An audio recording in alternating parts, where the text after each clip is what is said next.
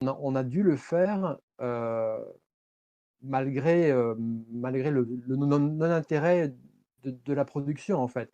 Donc on avait proposé une formule, pour faire du programme, pour faire autant de programmes que possible en un minimum de temps et avec un minimum de budget. Donc, les moyens qu'on avait à notre disposition, c'était, vraiment donc c'était une époque où on était encore en cassette vidéo, hein, en cassette bêta. Donc, on pouvait pas faire, comme aujourd'hui, enregistrer sur l'ordinateur et monter tout de suite, ça c'était complètement impossible.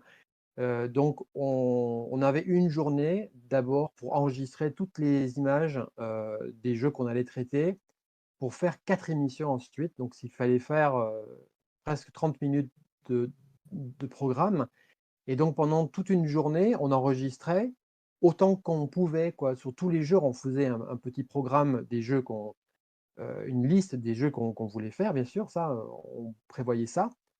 On voyait ce qu'on avait à disposition et après on enregistrait donc avec des grosses cassettes donc enfin qui coûtent cher, mais ça c'est pas un problème, mais on pouvait pas en avoir autant qu'on voulait, quoi. Fallait qu'on gère quand même, nos enregistrements de manière un peu économique aussi.